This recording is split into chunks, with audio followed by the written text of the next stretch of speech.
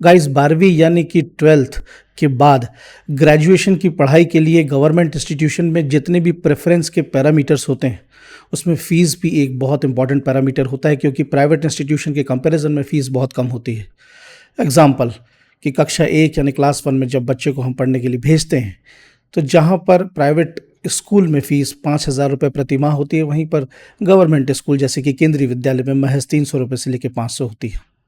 लेकिन समस्या ये है कि भारत में जहाँ पर 80% प्राइवेट इंस्टीट्यूशन है ग्रेजुएशन के लिए, कोर्सेज़ के लिए, वहीं पर महज 20% गवर्नमेंट इंस्टीट्यूशन है, जहाँ पर सीट की पर्याप्त अवेलेबिलिटी ना होने के कारण मजबूरन स्टूडेंट्स को प्राइवेट इंस्टीट्यूशन का रुख करना पड़ता है, जहाँ पर फीस एक सबसे बड़ा हर्डल बनती है और जिसकी वजह से कई सपने साकार होने से चूक जाते हैं। और इसी कंसर्न को ब्रेक करने के लिए Reliance Foundation brings you the undergraduate scholarship programme. तो फटाफट इस वीडियो के माध्यम से जानेंगे इस स्कॉलरशिप प्रोग्राम के वो सारे एंगल्स जो आप जानना चाहते हैं। आगे बढ़ने से पहले एक निवेदन, कि चैनल को सब्सक्राइब नहीं किया हो तो प्लीज़ कर लीजिएगा along with pressing the bell icon. Let's begin. सबसे पहले इस स्कॉलरशिप प्रोग्राम का की नोट। इस स्कॉलरशिप का नाम है Reliance Foundation undergraduate scholarship programme. इसका मतलब है कि 12th के बाद आप अपना मनपसंद डिग्री कोर्स, चाहे कोई भी हो, एनीथिंग, अपने मनपसंद इंस्टीट्यूट से करना चाहते हैं तो ये रिलायंस फाउंडेशन स्कॉलरशिप प्रोग्राम आपकी मदद करता है, ताकि आप अपने मनपसंद कोर्स को अपने मनपसंद इंस्टीट्यूट से परस्यू कर सकें। अब बात करते हैं एप्लीकेशन क्राइटेरिया की, मतलब आप कैसे अप्लाई कर सकते हैं। इसमें टोटल 4 स्टेप हैं। स्टेप नंबर 1, सबसे पहले आपको अप्लाई ऑनलाइन करना पड़ेगा। डोंट वरी, एप्लीकेशन ऑनलाइन जो मोड है उसका लिंक इस वीडियो के डिस्क्रिप्शन में है, आप वीडियो के बाद उसे चेक कर लीजिएगा। एप्लीकेशन के दौरान आपको सारी अपनी बेसिक डिटेल जानकारी फिलअप करनी है along with submission and uploading of the supporting document, जिसमें कि 12वीं की मार्कशीट और साथ ही साथ आपने इस इंस्टीट्यूट के फर्स्ट ईयर में एडमिशन ले लिया है, इसके एविडेंस भी अपलोड करने पड़ेंगे। इस पॉइंट पर के बारे में आगे वीडियो में एलिजिबिलिटी क्राइटेरिया में ज़रूर मैं आपको बताऊंगा। सारे डॉक्यूमेंट अपलोड करने के बाद, नेसेसरी जानकारी फिल करने के बाद आपके लॉगिन क्रेडेंशियल बन जाएंगे। स्टेप नंबर 2, एक आपका एप्टीट्यूड टेस्ट होगा। आपके अप्लाई किए हुए लॉगिन डैशबोर्ड पोर्टल के ऊपर आपको नोटिफिकेशन आएगा, जहां पर डेट एंड टाइम आपके एग्जाम का बताया जाएगा। तो फर्स्ट होगा एप्टीट्यूड टेस्ट, जो कि 60 मिनट का होगा, जिसमें 60 क्वेश्चन पूछे जाएंगे। इसका मतलब दैट इज़ कि 60 सेकंड का एक क्वेश्चन।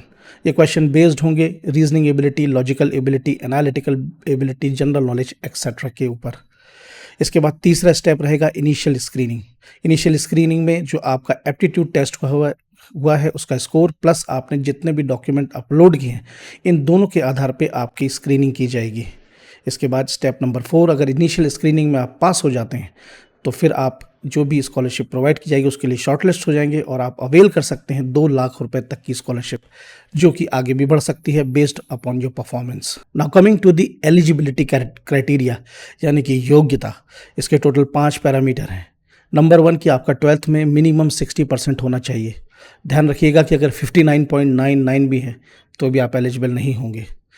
नंबर 2, आप भारतीय नागरिक यानी कि इंडियन सिटीजन होना चाहिए। नंबर 3, आप जो अपना अंडर ग्रेजुएट डिग्री प्रोग्राम है वो आप प्रॉपरली रेगुलर मोड से एडमिशन ले चुके हैं, इसका एविडेंस देना होगा। इससे संदर्भित बहुत लोगों के मन में सवाल आएगा कि अगर फाइनेंशियल इशू हमें है और स्कॉलरशिप फैसिलिटी अगर हमें नहीं मिलती है तो इसमें एडमिशन लेकर के हम क्यों रिस्क लें। देखिए, इसका बहुत कॉमन सेंस और अंडरस्टैंडेबल आंसर है कि स्कॉलरशिप आपको दी जा रही है अंडर ग्रेजुएट डिग्री प्रोग्राम के लिए, जिसकी एविडेंस, जिसकी प्रामाणिकता, जिसका पुष्टिकरण सिर्फ इस बात से साबित होगा कि आप एडमिशन ले चुके हैं और पढ़ाई के लिए ही आप ये कोर्स मतलब अपनी ग्रेजुएट डिग्री प्रोग्राम करना चाहते हैं। क्योंकि अगर किसी प्रकार की और भी अनियमितता है तो कोई आपको पैसा क्यों देगा। इसलिए आपको फर्स्ट ईयर में एडमिशन लेना बहुत ज़रूरी है और उसके सारे एविडेंस देने होंगे कि इस कोर्स के लिए हम इस स्कॉलरशिप अवेल करना चाहते हैं। इसके बाद अगला पैरामीटर है कि आपके परिवार की वार्षिक आय 15 लाख रुपए से कम होना चाहिए। यहाँ पर एक विशेष ध्यान रखिए कि जिन स्टूडेंट्स की परिवार की वार्षिक आय that is financial annual income 2.5 lakh रुपए से कम है, उनको पहले प्राथमिकता दी जाएगी। और 5वां क्राइटेरिया जो कि ऑब्वियस है कि आपके एप्टीट्यूड टेस्ट में अच्छे स्कोर होना चाहिए। अब कौन स्टूडेंट्स इस स्कॉलरशिप प्रोग्राम के लिए एलिजिबल नहीं है, मतलब जो अप्लाई नहीं कर सकते। फर्स्ट, वो स्टूडेंट जो कि अपने डिग्री कोर्स के सेकेंड ईयर में है, मतलब आपका फर्स्ट ईयर में होना बहुत ज़रूरी है, इसका एविडेंस लगेगा। नंबर 2, आप अपना ग्रेजुएट डिग्री प्रोग्राम किसी भी तरह के ऑनलाइन मोड, डिस्टेंस मोड यानी कि पत्राचार या फिर किसी भी प्रकार के नॉन रेगुलर बेसिस पर कर रहे हैं। यहाँ पर विशेष ध्यान रखिएगा कि इंस्टीट्यूट में आपके फर्स्ट ईयर में आपकी फिजिकल अटेंडेंस का पूरा एविडेंस मांगा जाएगा, और यकीन मानिएगा कोई भी इंस्टीट्यूट सच ही कहेगा, कोई अपनी कलम नहीं फंसाएगा। इसलिए अगर ऐसा कोई ऑनलाइन मोड, डिस्टेंस मोड आपका ग्रेजुएट डिग्री प्रोग्राम है तो कृपया ना करें। नंबर 3, 10th के बाद आपने डिप्लोमा किया हुआ है। कई लोग ये सोचेंगे कि ये स्कॉलरशिप प्रोग्राम तो ग्रेजुएट के लिए है और हमने डिप्लोमा किया है तो हम ग्रेजुएट के लिए एलिजिबल हैं, तो हम अप्लाई कर सकें। ऐसा नहीं है, आपकी 12th की मार्कशीट होना बेहद अनिवार्य है।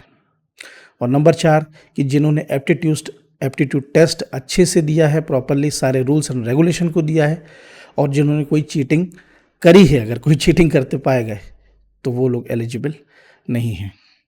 तो guys, Reliance Foundation undergraduate scholarship programme की लास्ट डेट 15 अक्टूबर है, 15 अक्टूबर, ध्यान रखिएगा। इससे संबंधित आपकी कोई भी क्वेरी क्वेश्चन हो तो आप मुझसे कमेंट, ईमेल, इंस्टाग्राम के माध्यम से पूछ सकते हैं। जाने से पहले एक बार बोलना चाहूँगा कि प्लीज़ चैनल को सब्सक्राइब नहीं किया तो कर लीजिएगा, इंस्टाग्राम पर भी फॉलो करना ना भूलें। तो चलता हूँ, जल्दी मिलूंगा अगले वीडियो में। Till then stay motivated, work smarter and good luck.